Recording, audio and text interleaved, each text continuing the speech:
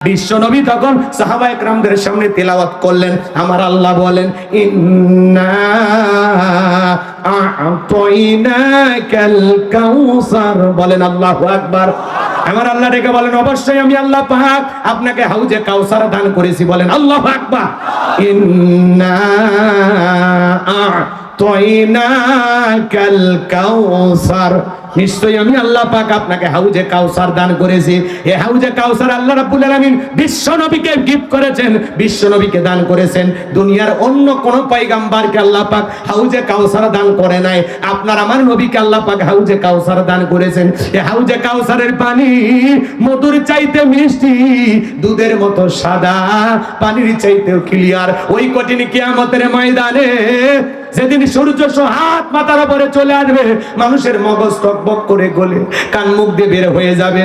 যেদিন মানুষের জিহ্বা কুকুরের মতো ঝুলে আসবে নাভি পর্যন্ত, যেদিন জমিন হবে তামার জমিন, যেদিন মা তার সন্তানের পরিচয় দেবে না, ভাই ভাইয়ের পরিচয় দেবে না, ওই কঠিন কিয়ামতের ময়দানে বিশ্ব নবীর হাতে এক পেয়ালা হাউজে কাউসারের পানি যে পান করবে, জান্নাতে ঢোকা পর্যন্ত তার আর তৃষ্ণা লাগবে না। বলুন সুবহানাল্লাহ।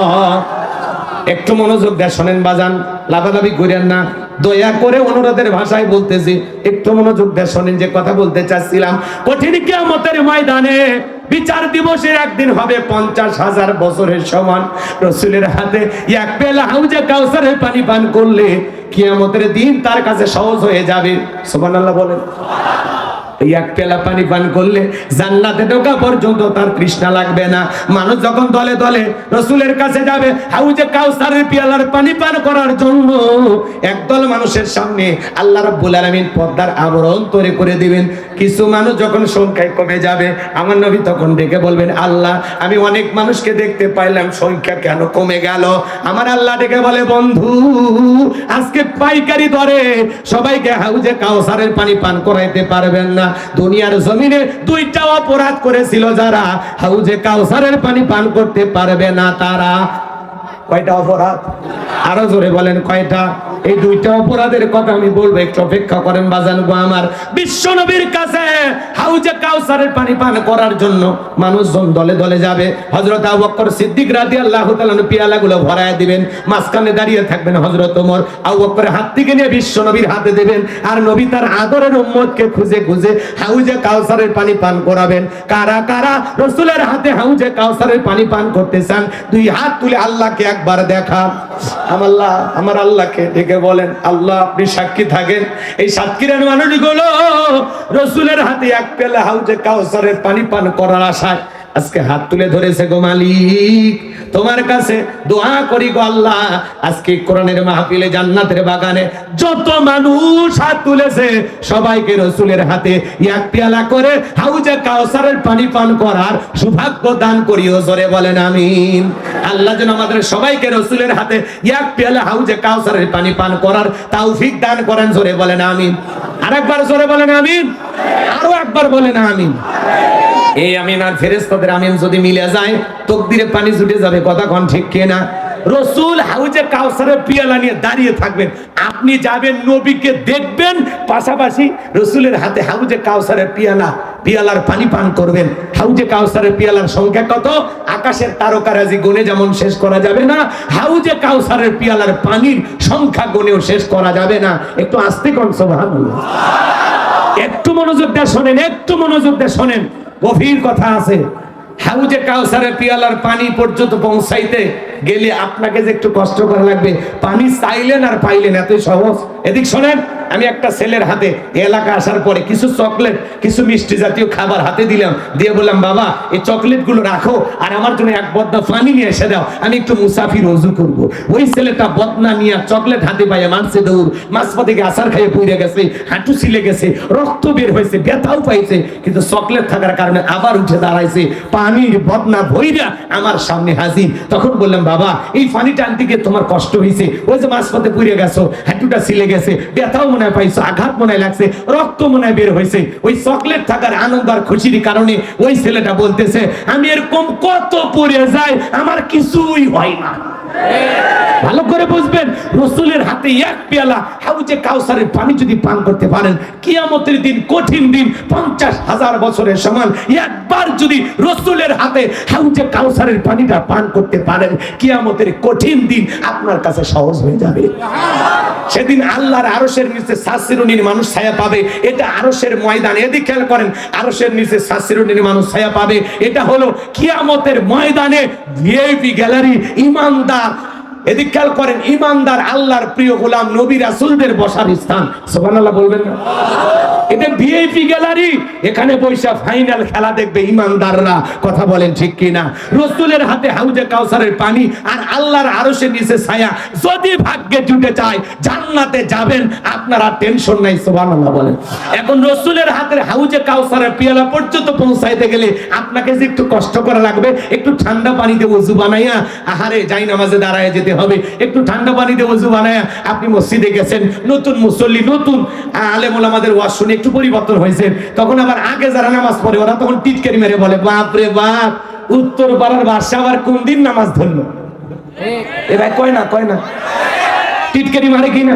দেখি তো তোমার নামাজ কয়দিন থাকে, 2 দিন পরে আবার হারিয়ে যাবে না তো? মনে হয় ওই মসজিদের দারোয়ান কে আসে কে যায় সেই খবর নেওয়ার জন্য কমিটি রাখছে। কথা কর না কেন? একজন মানুষ মসজিদে আসছে নামাজ পড়ার জন্য, আপনি খুশি হবেন, আপনি দিল থেকে দোয়া করে বলবেন, ভাই তুমি মসজিদে আসছো, আমার দিলটা ভরে গেছে, আল্লাহর কাছে দোয়া করি মৃত্যু পর্যন্ত মসজিদে এসে আল্লাহ তোমাকে সিজদা দেওয়ার তাওফিক দান করুক। জোরে বলেন আমিন। আর তা না করে আমরা টিটকারি মারি, যেও 2 দিন আসতো এই সমালোচনা করার কারণে একদিন যার মসজিদে যায় না। কথা কয় না? যুবক বয়সে আলেমদের ওয়াজ শুনে একটু দাড়ি রাখছে, বাইরে বউকে নিয়ে ঘুরতে গেছে, ডেকে বলে, ভাবি আসসালামু আলাইকুম, সাথে চাচার খবর কি? তখন বউ রাগান্বিত হয়ে বলে, তোমার সাথে বাইরে যাওয়া যায় না, আমারে ডাকে ভাবি আর তোমারে ডাকে চাচা। যে বউ রাসূলের সুন্নাত দাড়ি পছন্দ করে না, এই বউ কোনোদিন প্রাণের প্রিয়তমা হওয়ার যোগ্যতা রাখে না। কথা ঠিক না? এইবার শোনেন, রাসূলের হাতে হাউজে কাউসারের পানি পান করতে হলে কাজ করতে হবে 2টি। বলেন তো কয়টি? 2টা আঙ্গুল দেখান। আল্লাহ যাদেরকে হাত দিয়েছেন 2টা আঙ্গুল দেখান। বলেন তো কাজ করতে হবে কয়টি? আরো জোরে। আল্লাহ তাআলা সেটা 2 নাম্বার আয়াতে জানায় দিলেন। একটু জবান ছেড়ে সবাই বলুন, ফাসাল্লিলি রাব্বিকা ওয়ানহার। বলেন ফাসাল্লিলি রাব্বিকা ওয়ানহার। ফাসাল্লিলি রাব্বিকা, 1 নাম্বার হলো রবের উদ্দেশ্যে সালাত আদায় করা। হাউজে কাউসারের পানি পান করতে গেলে 2টা কাজ করা লাগবে। 1 নাম্বার ফাসাল্লিলি রাব্বিকা, রবের উদ্দেশ্যে সালাত আদায় করা লাগবে। বলেন তো বাজার, নামাজ হবে একমাত্র কার জন্য? قل إن صلاتي ونسكي ومحياي ومماتي لله رب العالمين। নবীজি আপনি বলুন, আমার নামাজ, আমার কুরবানি, আমার জীবন, আমার মরণ লিল্লাহি রাব্বিল আলামিন, আসমান জমিনের প্রতিপালকের জন্য। মুমিন জীবনের সালাত, ইবাদত, বندگی সব কিছু হবে একমাত্র কার জন্য? আমার জীবন, আমার মরণ, আমার বندگی কবুল করো ইয়া ইলাহি, আমার জিন্দেগি, আমার জীবন, আমার মরণ, আমার বন্দেগি। মারহাবা বলেন।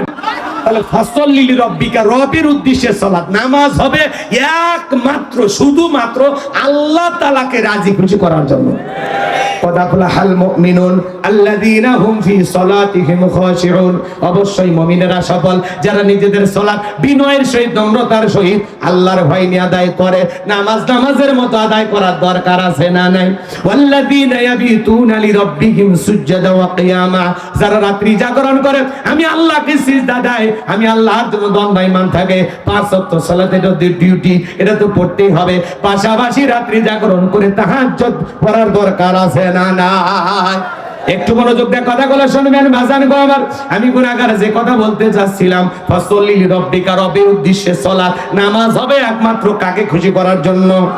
এজন্য আল্লাহ বলেন, ফালইয়াবুদু রাব্বা হাযাল বাইত আল্লাযী আত'আমাহুম মিন জু' ওয়া আমানাহুম মিন খাউফ। আল্লাহু আকবার। আমার আল্লাহ ডেকে বলেন, এই ঘরের মালিকের ইবাদত করো, এই ঘরের মালিকের ইবাদত করো। ইবাদত যদি ইবাদতের মতো হয়, বান্দা নামাজ যদি নামাজের মতো হয়, রুকু সিজদা যদি সঠিকভাবে হয়, নামাজ যদি নামাজের মতো পড়তে পারো, 5 ওয়াক্ত সালাতে মসজিদে এসে মাথা নত করে আমি আল্লাহর কুদরতি কদমে সিজদা দিতে পারো, আমি আল্লাহ দুইটা জিনিস তোমাদেরকে দেব। 1 নাম্বার, রিজিকের টেনশন করা লাগবে না, আমি আল্লাহ রিজিকের ব্যবস্থা করব। বলেন সুবহানাল্লাহ। আপনাদের এলাকায় রাতের বেলা একটা প্রাণী বের হয়, কু কইয়াছিল, ওদের নাম কি? শিয়াল পণ্ডিত। ওদের নামে কি? তালা। বাজারে ভাতের হোটেল আছে, মুরগির হোটেল আছে, ব্যাংকের অ্যাকাউন্টে টাকা আছে, ওদেরকে খাওয়ায় কে? আল্লাহ যদি একটা শিয়ালকে খাওয়াইতে পারে, একটা পাখিকে খাওয়াইতে পারে, আমরা আশরাফুল মাখলুকাত, আল্লাহকে আমাদেরকে না খাওয়ায় রাখবে? রিজিকের মালিক কে? ওয়া মা মিন দাব্বাতিন ফিল আরদি ইল্লা আলাল্লাহি রিজকুহা। আল্লাহ বলেন পৃথিবীতে এমন কোন বিচরণশীল প্রাণী নাই যার রিজিকের ব্যবস্থা আমি আল্লাহ আসমান থেকে করি না। ওই আটলান্টিক মহাসমুদ্রে 33,000 ফিট গভীরতল পানি নিচে থাকা ছোট্ট একটা প্রাণী, তার রিজিকের ব্যবস্থাও আমি আল্লাহ আসমান থেকে করি। বলুন সুবহানাল্লাহ। তাহলে ভালো করে বুঝবেন বাজার গো আমার, আল্লাহ বলে 1 নাম্বার রিজিকের ব্যবস্থা করব, 2 নাম্বার বান্দা কোনো ভয় থাকবে না, সকল ভয় থেকে নিরাপত্তা দেব।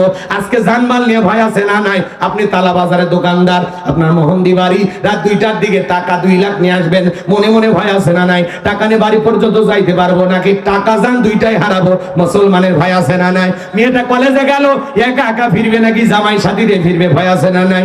মেয়েটা স্কুলে গেল, ভালোভাবে ফিরতে পারবে কারণ নাকি কারো লালসার শিকার হবে? ভয় আছে না? নাই। আজকের সমাজ এমন হয়ে গেছে, স্বামীকে বেঁধে রেখে স্ত্রীকে গণধর্ষণ করে, বাবাকে বেঁধে রেখে মেয়েকে গণধর্ষণ করে, মা মেয়েকে সুযোগ পাইলে গণধর্ষণ করে। এমন ঘটনা বাংলার জমিনে আছে না? নাই। জোরে বলেন আছে না? নাই। আপনি ধর্ষণ মুক্ত বাংলাদেশ করতে পারবেন তখন আল্লাহর কোরআন দিয়া জিনাকারী ধর্ষক নারী পুরুষের বিচার করা হবে যখন। আল্লাহর কোরআনের আইন দিয়ে একজন জিনাকারী শাস্তি যদি দেওয়া হতো বাজান গো আমার, বাইতুল মুকাররমের সামনে নিয়া এমন ভাবে যদি শাস্তি দেওয়া হতো কোরআনের বিধান অনুযায়ী, একটা ধর্ষকের বিচার করে পাথর মেরে সংগাসার করে দুনিয়ার জমিন থেকে বিদায় করে মিডিয়াতে ফলাও করে প্রচার করা হতো, বাংলাদেশের মানুষ যারা এই ধরনের কাজে জড়িত এরা ধর্ষণ করা তো দূরের কথা, তওবা করে আল্লাহর ওলি হয়ে যেত। এদেশের যুবকেরা নারীদের দিকে তাকানোর কথাও ভুলে যেত। কথা বলেন ঠিক কিনা? আরে ভালো করে বোঝেন, যারা রবের গোলামি করবে সবাই যখন 5 ওয়াক্ত সালাত আদায় করবে তখন মানুষের চোখ মন মানসিকতা কোনো কিছু খারাপ থাকবে না, মানুষের দিলটা সাদা হয়ে যাবে, অন্তরটা পরিষ্কার হয়ে যাবে, সবার অন্তরে আল্লাহর ভয় পয়দা হবে। কথা কয় না? কথা কয় না? রাগ করেছেন আপনারা? ভালো করে বোঝেন। তাহলে ফাসল্লি লিরাব্বিকা, সালাত হবে একমাত্র কার জন্য? আল্লাহর জন্য। 5 ওয়াক্ত সালাত কারা কারা আদায় করবেন? 2 হাত তুলে দেখান। আল্লাহ আমাদের সবাইকে 5 ওয়াক্ত নামাজি বানায় দেন, জোরে বলেন আমিন। এরপরে আল্লাহ বলেন ফাসল্লি লিরাব্বিকা ওয়ানহার। ওয়ানহার, যে রবের জন্য সালাত আদায় করব সেই রবের জন্য আবার কি করা লাগবে? কুরবানি করা লাগবে। কুরবানি করা মানে খালি গরু ছাগল জবাই করা না, নিজের আমিত্বকে কুরবানি করা, অহংকারকে কুরবানি করা, নিজের পশু সুলভ আচরণকে কুরবানি করা, সময়কে কুরবানি করা, অর্থকে কুরবানি করা, যৌবনকে কুরবানি করা। কথা বলেন ঠিক কিনা? ভালো করে বোঝার চেষ্টা করবেন। ওয়ানহার মানে কুরবানি করা। পশু এদিক খেয়াল করেন, গরু ছাগল এগুলো তো কুরবানি করবেন, সমস্যা নাই। আমাদের এলাকায় এমনও দেখা যায় 7 জন গরু ভাগে কেনে, 4 জন দড়ি ধরে টানে, পেছন থেকে 3 জন ঠেলে, যেই গরুর উপরে বয়স্ক ভাতা ওয়াজিব। কুরবানির স্থান পর্যন্ত হেঁটে যাওয়ার শক্তি নাই, সেই গরুকে জবাই করে। এরকম দুর্বল গাভী জবাই করলে কুরবানি হবে। আচ্ছা কষ্ট পাচ্ছেন আপনারা? 2 মিনিটে বলে দিচ্ছি, এরপরে 3 নম্বর আয়াত। কষ্ট হচ্ছে আপনাদের? একটু মনোযোগ দিয়ে শোনেন বাজান গো আমার। ওয়ানহার মানে কুরবানি করা। আপনি কয় লাখ টাকার গরু কুরবানি দিলেন আল্লাহ ওইটা দেখে না। দেখবেন সমাজে যারা ধনী মানুষ আছে 5 লাখ টাকা দিয়ে কুরবানি কিনে তালা উপজেলা রাস্তাঘাটে বেঁধে রাখছে। মানুষজন বলে কার কুরবানি? কয় তালুকদারের। কত? কয় 5 লাখ। কয় ঠকেন নাই, জিতছেন। তালুকদারের। আমি ঠকার মানুষ? পিছনে যে রান দেখা যায়, 1 রানে তো 4 মণ গোস্ত। যারা কুরবানির পশু কিনে কোথায় কি পরিমাণে গোস্ত হবে হিসাব বিকাশ করে, এদের কুরবানি হবে? জোরে বলেন হবে? কুরবানি করতে হবে কার জন্য? ওয়ালা কিয়ানালুহু তাকওয়া মিনকুম। আল্লাহ বলে বান্দা তোর তাকওয়া দেখি, তোর অন্তরে যেটা আছে আমি আল্লাহ সেটা দেখি। কথা কোন ঠিক কিনা? যারা কুরবানি দিবেন 3টা জিনিস শেয়ার লাগবে না। 1 নাম্বার আপনার নিয়ত সহি হওয়া লাগবে, 2 নাম্বার টাকা হালাল হওয়া লাগবে, 3 নাম্বার নামাজি হয়ে কুরবানি দেওয়া লাগবে। কথা কি বোঝা গেল? নিয়ত সহি, টাকা হালাল, নামাজি হয়ে যদি কুরবানি দেন, আপনি যদি একটা 20,000 টাকার ছাগলও দেন, ওই ছাগলের রক্ত জমিনে পড়ার আগে আসমানের মালিক আল্লাহর কাছে কবুল হবে, বলেন সুবহানাল্লাহ। অনেকে আবার বলে না, কুরবানি না দিলে ছেলে নিয়ে মানুষের গোশত দিকে তাকায় থাকবে, অতএব কিস্তির উপর টাকা নিয়ে হলেও কুরবানি দেব, সুদের উপর টাকা নিয়ে হলেও কুরবানি দেব, জামাই বাড়িতে গোশত পাঠানোর আশায়। এইভাবে নিয়ত নিয়ে যারা কুরবানি করে তাদের কুরবানি হবে, জোরে বলেন হবে। কুরবানি হবে একমাত্র কাকে খুশি করার জন্য? আল্লাহ তাআলা। নিয়ত সহি করেন ভাই, জবাই করে তো আপনারাই খাবেন, আত্মীয় স্বজনই খাবে, বন্ধু বান্ধব খাবে, গরিব দুঃখীকে দিয়েই তো খাবেন। নিয়তটা সহি করেন। আগে খাওয়ার নিয়ত কেন? আসমান থেকে বিকেল বেলা ফেরেশতা এসে কি বস্তা নিয়ে হাজির হয়? এই সাতক্ষীরার মানুষ গোশত বস্তায় তোলো, আসমানে নিজে ভুনে করে খাবো? আপনি তো খাবেন। কথা কন, আগে খাওয়ার নিয়ত। কথা কন। এমন সময় ভাগে কুরবানি দিয়ে গোশত ওই বন্টন করার সময় মারামারি লাগে, আছে না নাই? এক হাজী সাহেব সুদখোর ঘুষখোর বেনামাজির সাথে ভাগে কুরবানি দেয়। আমি তখন বললাম, হাজী সাহেব আপনি একা একটা ছাগল দেন। কয় বাড়িতে কেউ ছাগলের গোশত খায় না, এই জন্য আমি ঘুষখোর বেনামাজি সুদখোর মাদারু জুয়ারু এদের সাথে ভাগে কুরবানি দিচ্ছি। আস্তাগফিরুল্লাহ, নাউজুবিল্লাহ। তখন বলে, আমি হাজী, আমার টাকা ঠিক আছে, আমার নিয়ত ঠিক আছে, কিন্তু ওদের ভেজাল থাকতে পারে, আমারটা কবুল হবে। দেখছেন কত বড় মুফতি, আছে না নাই? ভাই কুরবানি কার জন্য বলেন তো? এদিক খেয়াল করেন। তাসুরুন নাযিরিন, একটা আকর্ষণীয় হুষ্টপুষ্ট পশু সুন্দর দেখে একটা গাভী জবাই করবেন আল্লাহকে খুশি করার জন্য, লোক দেখানোর জন্য নয়, নাম ফুটানোর জন্য নয়, ফেসবুকে ছবি দিয়ে বাড়াবাড়ি বা দোয়া পাওয়ার আশায় না। কথা ঠিক কিনা? যুবকেরা দেখবেন গরু কেনার থেকে সেলফি, সাতক্ষীরার অমুক হাট থেকে এই মাত্র গরুটি কিনলাম, ওই যে ফেসবুকে ছবি দিল। আবার দেখবেন জবাই করার সময় ছবি। আবার দেখবেন ডিজিটাল মিটারে মাপামাপি করে বলে, আল্লাহর জন্য তো কুরবানি, এমনি একটু মাপে দেখতেছি কয় কেজি হয়েছে। আবার মনের মধ্যে বলে, না কয় কেজি মাপলাম তো ঠিক আছে, একটু ভাগ করে দেখি না কয় টাকা করে পড়লো। তখন বলে, ও 525 টাকা কেজি গোশত, কুরবানি দিয়ে লাভই তো হয়েছে, ঠকিনি। এ শালার তো কষাই হওয়া উচিত ছিল। কথা কর না আপনার।